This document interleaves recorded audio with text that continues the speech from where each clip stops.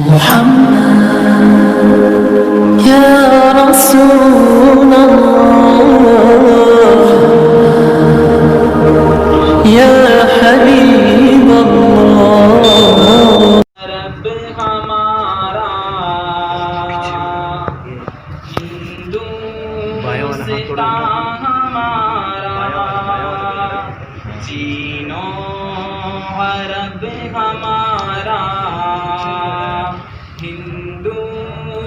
ہندوستان ہمارا مسلم ہے ہم وطن ہے سارا جہاں ہمارا مسلم ہے ہم وطن ہے سارا جہاں ہمارا توحید کی امانت سینوں میں ہے ہمارے توحید کی امانت سینوں میں ہے ہمارے آسان نہیں مٹانا نام و نشان ہمارا آسان نہیں مٹانا نام و نشان ہمارا مسلم ہے ہم وطن ہے سارا جہاں ہمارا دنیا کے بت قدوں میں پہلا وہ گھر خدا کا دنیا کے بت قدوں میں پہلا وہ گھر خدا کا ہم اس کے پاس ہیں وہ پاس ہمارا ہم اس کے پاس ہیں وہ پاس ہمارا مسلم ہے ہم وطن ہے سارا جہاں ہمارا مغرب کی وادیوں میں گونجی اذان ہماری مغرب کی وادیوں میں گونجی اذان ہماری تھمتا نہ تھا کسی سے سیلے رواں ہمارا تھمتا نہ تھا کسی سے سیلے رواں ہمارا مسلم ہے ہم وطن ہے سارا جہاں ہمارا الحمد للہ وکفا والصلاة والسلام علی سید الرسل وخاتم الانبیاء اما بعد فاعوذ باللہ من الشیطان الرجیم بسم اللہ الرحمن الرحیم محمد رسول اللہ والذین معه اشداء علی الکفار رحماء بینہم وقال النبی صلی اللہ علیہ وسلم اکرموا اصحابی فانہم خیارکم صدق اللہ العظیم وصدق رسولہ النبی الکریم انتہائی واجب الاحترام قابل تعظیم و تکریم علماء کرام طلباء اعزام آج کی اس پروقار تقریب میں جس عنوان کو لے کر حاضر ہوا ہوں وہ ہے صحابہ کرام و اہل بیت اور قادیانی گستاخیاں عزیزان محترم اللہ رب العزت نے جس دین کو آقا علیہ الصلاۃ والسلام پر مکمل فرمایا ہے اس کی تاریخ اصحاب رسول صلی اللہ علیہ وسلم سے شروع ہوتی ہے۔ چنانچہ ابو بکر صدیق رضی اللہ تعالی عنہ سے اسلام کی گنتی شروع ہوتی ہے، اور حضرت عمر فاروق رضی اللہ تعالی عنہ پہ اسلام کا پہلا چلہ پورا ہوتا ہے، اور حضرت عثمان غنی رضی اللہ تعالی عنہ بنو امیہ کی سیادت اور وجاہت سے اسلام رسول ہاشمی صلی اللہ علیہ وسلم کے خدمت گزار بنتے ہیں، اور حضرت علی المرتضیٰ رضی اللہ تعالی عنہ نبوت کے زیر سایہ جوان ہوتے ہیں۔ ویسے تو اس شبستان کا ہر پھول نرالا ہے، مگر ان چار یاروں میں خلافت افضلیت کے ساتھ چلی، اس لیے ان چار حضرات کو جو شرف و کمال ملا وہ عقائد اہل سنت والجماعت کی اساس ہے۔ لیکن اول صحابی سے لے کر آخری صحابی تک کے گرد پہرا دینا ہم اپنا دینی اور ایمانی فریضہ سمجھتے ہیں۔ ہماری ذمہ داری ہے کہ ان پاک بازو کے گرد بچھائے گئے کانٹوں کو ایک ایک کر کے چنیں، دنیا قادیانیت اور رافضیت کو بتائیں کہ اللہ رب العزت نے ان حضرات کو بطور طبقہ اخلاق فاضلہ کی جلا بخشی تھی۔ کفر و شرک سے دوری فقط حکم شریعت ہی کی وجہ سے نہیں بلکہ طبیعت کی وجہ سے بن چکی تھی۔ شریعت کے تقاضے ان کے ایمان بن چکے تھے۔ اللہ تعالیٰ نے ایمان کو ان کے دلوں کی طلب اور زینت بنا دیا تھا۔ جی ہاں، ہمارے اس عقیدے پر گواہی قرآن کریم ان الفاظ میں بیان کر رہا ہے، وَلَٰكِنَّ اللَّهَ حَبَّبَ إِلَيْكُمُ الْإِيمَانَ وَزَيَّنَهُ فِي قُلُوبِكُمْ وَكَرَّهَ إِلَيْكُمُ الْكُفْرَ وَالْفُسُوقَ وَالْعِصْيَانَ أُولَٰئِكَ هُمُ الرَّاشِدُونَ۔ اس شبستان میں ایک گروہ اہل بیت اطہار کا بھی ہے، جن کی فضیلت کی گواہی قرآن کریم یوں بیان کر رہا ہے، إِنَّمَا يُرِيدُ اللَّهُ لِيُذْهِبَ عَنْكُمُ الرِّجْسَ أَهْلَ الْبَيْتِ وَيُطَهِّرَكُمْ تَطْهِيرًا۔ اور کبھی اللہ کے نبی زبان نبوت سے یوں گویا ہوتے ہیں، یا ایھا الناس انی ترکت فیکم ما ان اخذتم به لن تضلوا کتاب اللہ وعترتی واہل بیتی۔ اور کبھی نبوت کے ہاتھ ان کے حق میں دعا کے لیے یوں اٹھتے ہیں، اے اللہ جو ان سے محبت کرے تو ان سے محبت فرما، جو ان سے نفرت کرے تو ان سے نفرت فرما۔ اور کبھی اللہ کے نبی حضرت علی کو مخاطب کر کے انہیں مومنین اور ایمان کا معیار قرار دے کر فرماتے ہیں، لا یبغضک مؤمن ولا یحبک منافق۔ سامعین، قرآن مجید کی بے شمار آیت، احادیث نبویہ کا عظیم ذخیرہ، علماء امت کے 20 اقوال، تاریخ کا ہر ایک صفحہ، صحابہ کرام و اہل بیت اطہار کی عظمت و فضیلت پر منہ بولتا ثبوت ہے۔ ہر مسلمان صحابہ کرام و اہل بیت سے محبت اپنے لیے سرمایہ حیات سمجھتا ہے۔ اسلام کی عمارت انہی پر قائم ہے، اسلام کے شجر نے انہی ہستیوں کے خون سے ترقی پائی۔ جی ہاں، یہ وہ مقدس ہستیاں ہیں جن پر میرے اور آپ کے امام الانبیاء، سرتاج الانبیاء، شفیع المذنبین، امام انقلاب، ساقی کوثر، شافی محشر، محمد مصطفیٰ، احمد مصطفیٰ صلی اللہ علیہ وسلم نے طعن و تشریح کرنے والوں کو دنیا کے لعین ترین افراد قرار دیا ہے۔ تبھی تو شاعر بھی کیا خوب پکار اٹھتا ہے، خدا نے خود جنہیں بخشا رضامندی کا پروانہ، انہی پر باز نادا کچھ کھڑا کرتے ہیں افسانہ۔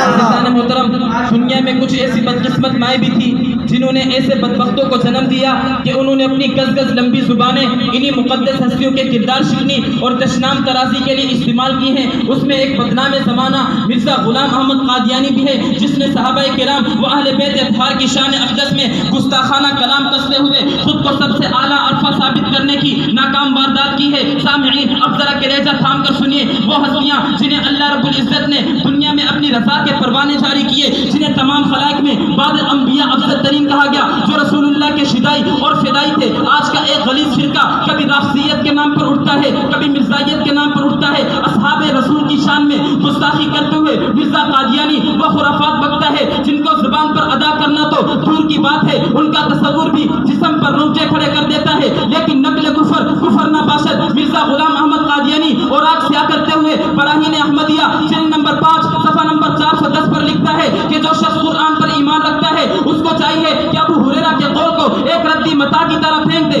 ایک اور جگہ پر ابو ہریرہ کو تنقید کا نشانہ بنا کر لکھتا ہے کہ بعض کم تدبر کرنے والے صحابی جن کی ہدایت اچھی نہیں تھی جیسے ابو ہریرہ، ایک اور جگہ پر ابو ہریرہ کو تنقید کا نشانہ بنا کر یوں لکھتا ہے کہ ابو ہریرہ وَإِنَّ مِنْ أَهْلِ الْكِتَابِ إِلَّا لَيُؤْمِنَنَّ بِهِ قَبْلَ مَوْتِهِ کا ایسا الٹا معنی کیا کرتا تھا جس سے سامعین کو بھی ہنسی آ جاتی ہے۔ ایک اور جگہ پر ابو ہریرہ کو تنقید کا نشانہ بنا کر لکھتا ہے کہ ابو ہریرہ بوجہ اپنی سادگی اور کمی درایت کے اکثر باتوں میں بھول جایا کرتا تھا۔ کبھی کہتا ہے ابو بکر عمر کون تھے، وہ تو میرے جوتوں کے تسمے ٹھیک کرنے کے بھی قابل نہ تھے، نعوذ باللہ۔ غلاستوں کے انبار لگاتے ہوئے ملفوظات احمدیہ جلد نمبر 1 صفحہ نمبر 400 پہ زار اگلتا ہے، پرانی خلافت کا جھگڑا چھوڑ دو، نئی خلافت کو اپنا لو، زندہ علی تم میں موجود ہے اس کو چھوڑتے ہو، مردہ علی کی تلاش میں ہو۔ نزول المسیح صفحہ نمبر 99 پر لکھتا ہے، کربلا اس سیر ہم آنم صد حسین اس در کرے بانم۔ حضرت حسین کی گستاخی کرتے ہوئے ایک مقام پر لکھتا ہے حسین اسلام پر بوجھ ہیں، کستوری کی خوشبو کے پاس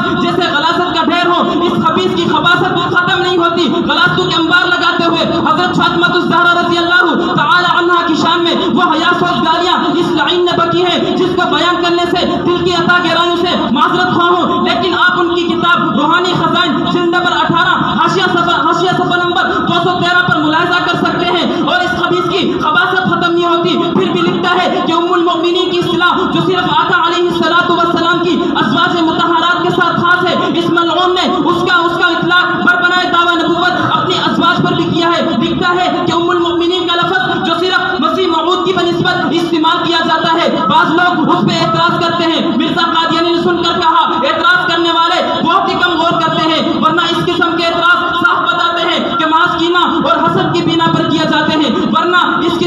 نبیوں یا ان کے ازواج کی بیویاں اگر امہات المؤمنین نہیں ہوتی تو کیا ہوتی ہیں؟ سامعین، گستاخیوں کے چند نمونے آپ کے سامنے پیش کیے، فیصلہ آپ پر چھوڑ کر جا رہا ہوں کہ اب بھی ہمیں خواب غفلت سونا ہوگا یا پھر ان کے خلاف متحرک محاذ آرائی حکمت و بصیرت کے ساتھ عالمی مجلس سے تحفظ ختم نبوت کا ساتھ دے کر ان کتوں کو لگام دینی ہوگی۔ لیکن میرا تو وعدہ ہے، ہم روک رہے ہیں باطل کو، جو آئے ہمارے ساتھ چلے، یہ راستہ جنت جاتا ہے، جو چاہے ہمارے ساتھ چلے۔ وما علینا رسول الكريم أما بعد فأعوذ بالله من الشيطان الرجيم بسم الله الرحمن الرحيم وما آتاكم الرسول فخذوه وما نهاكم عنه فانتهوا صدق الله العظيم وقال النبي صلى الله عليه وسلم كل بدعة ضلالة أو كما قال عليه الصلاة والسلام۔ یا الہی تو ہمیں عامل قرآن کر دے،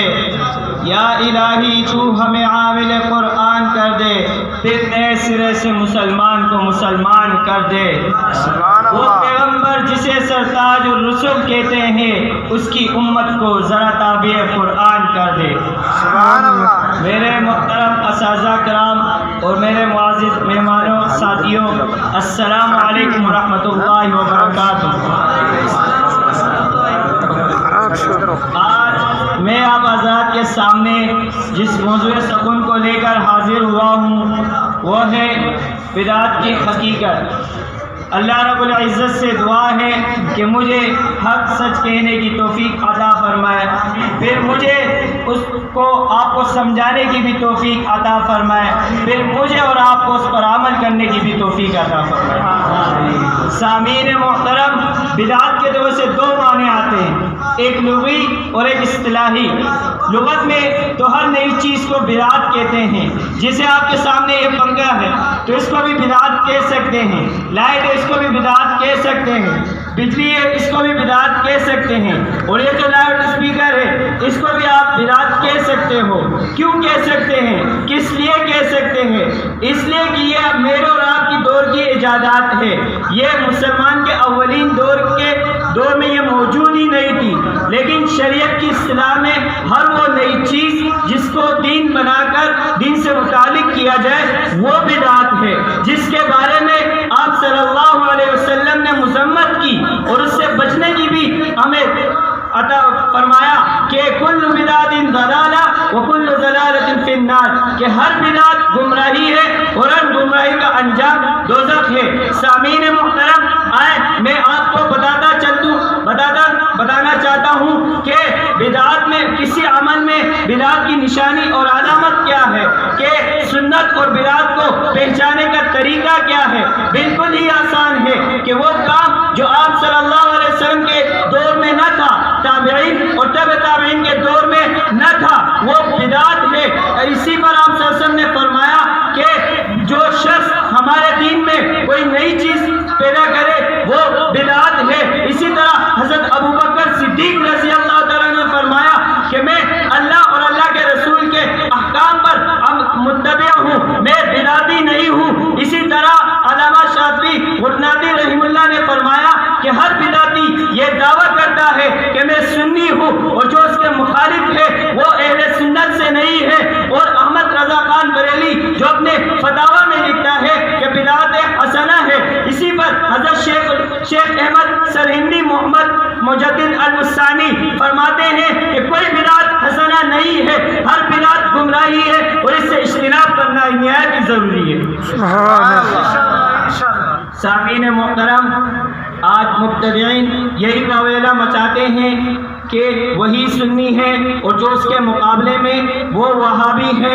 اسی طرح مکہ اور مدینہ جو اسلام کا سرچشمہ رہا، جن سے دین پھیلا، ان کو بھی وہابی اور بددین کہتے ہیں۔ آئے میرے اور آپ کے سامنے بدعت کی حقیقت تو آ گئی، اب میں اور آپ ڈنکے کی چوٹ پہ کہتے ہیں کہ تیسرے روز کو ثواب کے لیے لازم سمجھنا یہ بدعت ہے، 40ویں کو سمجھنا یہ بدعت ہے، انگوٹھے کو لازم چومنا لازم یہ بدعت ہے۔ اسی طرح ہر اذان سے پہلے الصلاۃ والسلام پڑھنا یہ بدعت ہے، جنازے کے بعد دعا کو لازم سمجھنا یہ بدعت ہے۔ اسی طرح ہر وہ چیز جس کو جو آپ وسلم کے دور میں نہ تھی اس کو لازم سمجھنا یہ بدعت کہلاتی ہے۔ میں کہتا ہوں آج کل ہر کوئی یہ چیخیں مارتے ہیں کہ پاکستان کا مطلب کیا، کہتے ہیں لا الہ الا اللہ محمد الرسول اللہ، بالکل صحیح ہے، میں مانتا ہوں، لیکن اس کا مطلب، اس کا مقصد کیا ہے؟ جو بھی پڑھتے ہیں پھر اس پر کیا احکام لاگو ہوتے ہیں؟ اسی پر شاعر نے بڑا خوب کہا، کہیں نقل مرکز کی چھاؤں میں سجدے، کہیں نقل مرکز کے چھاؤں پہ سجدے، کہیں مرنے والوں کے پاؤں پہ سجدے، اشاروں میں سجدے، نگاہوں میں سجدے، یہاں اور وہاں خانقاہوں میں سجدے ہو رہے ہیں کہ نہیں؟ ہاں، اگر کوئی ہندو سکھ کرے تو کافر سمجھا جاتا ہے، لیکن اگر آج کا کلمہ گو مومن کرے تو وہ پکا عاشق اور مسلمان پھرتا چلا جاتا ہے۔ میں کہوں یہ کہاں کا انصاف ہے؟ نہ میرے دوست، یہ انصاف نہیں ہے۔ شاعر کہتا ہے،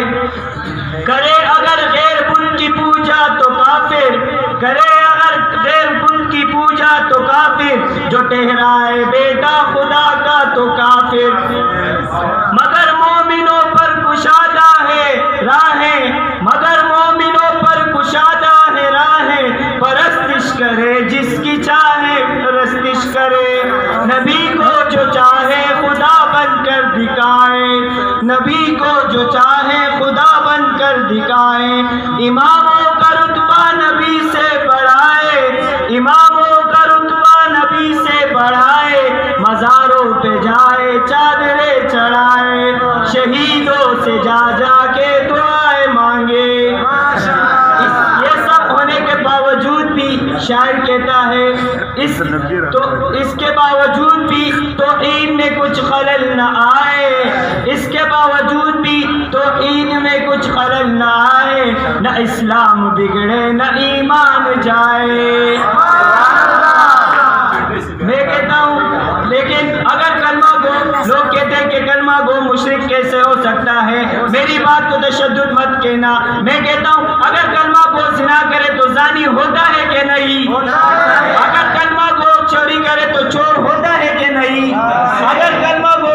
ڈاکہ کرے تو ڈاکو ہوتا ہے کہ نہیں؟ تو پھر شرک کرے تو مشرک کیسے نہیں ہو سکتا؟ ہمارے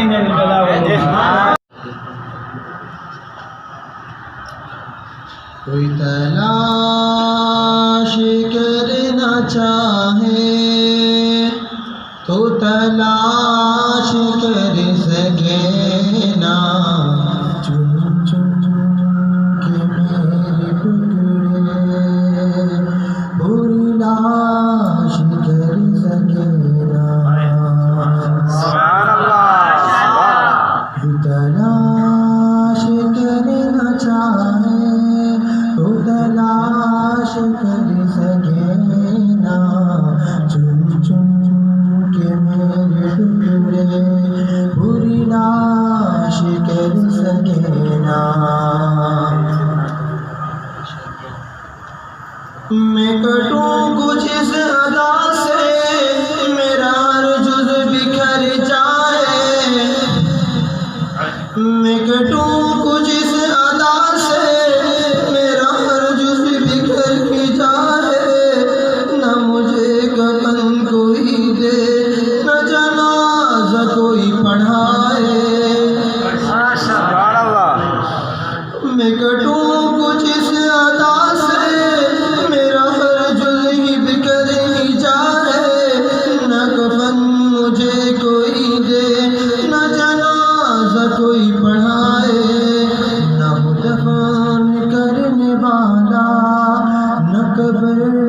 کوئی بنائے،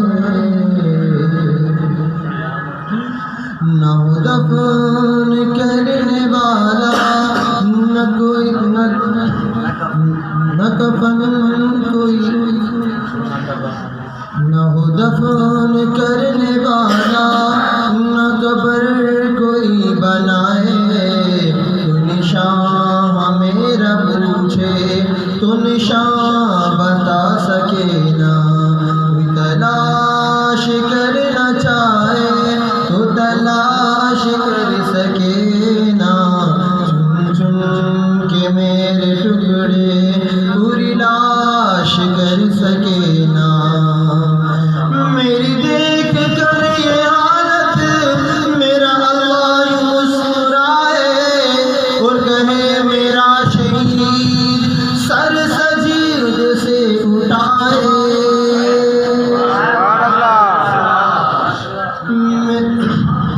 میری دیکھ کر یہ حالت میرا اللہ یوں مسکرائے اور کہے میرا شہید سر سجید سے اٹھائے، ستر کو ساتھ لے کر جنت میں چلا جائے، پھر موت آنا چاہے تو بھی موت آ سکے نا، تلاش کرنا چاہے تو تلاش کر سکے نا، چن چن کے میرے ٹکڑے پوری لاش کر سکے نا، قیامت کے دن میرا اللہ جب مجھے بلائے، میرا جسم بنایا جائے، یہ سوال اٹھایا جائے، یہ حال تمہارا کیوں ہے، اس حال میں کیوں آئے،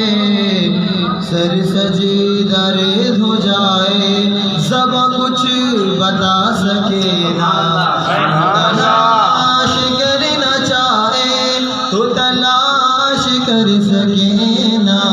چن چن کے میرے ٹکڑے پوری لاش کر سکے نا،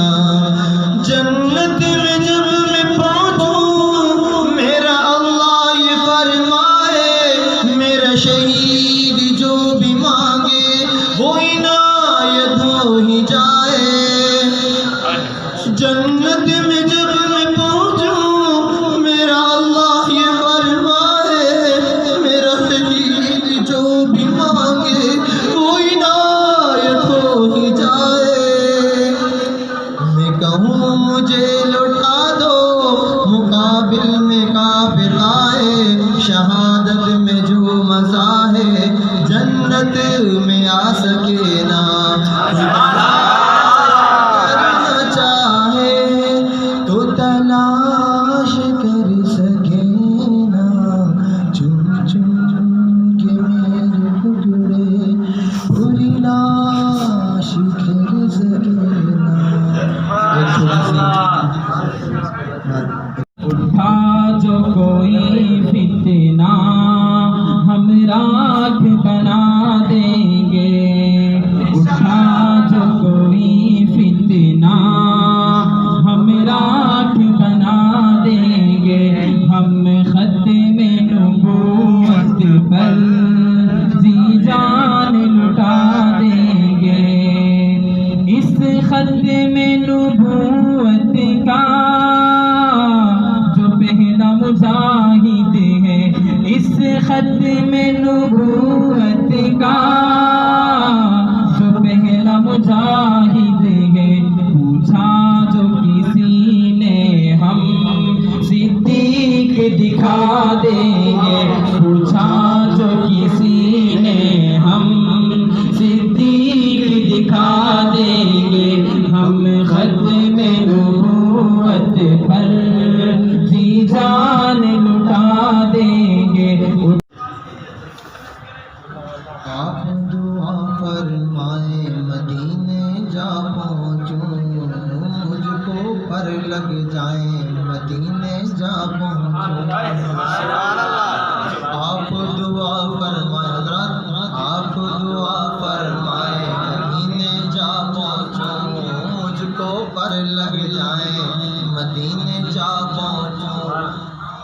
ایسا ورد بتلائیں مدینے جا پہنچوں، میری ایک درخواست ہے ان اللہ والوں سے،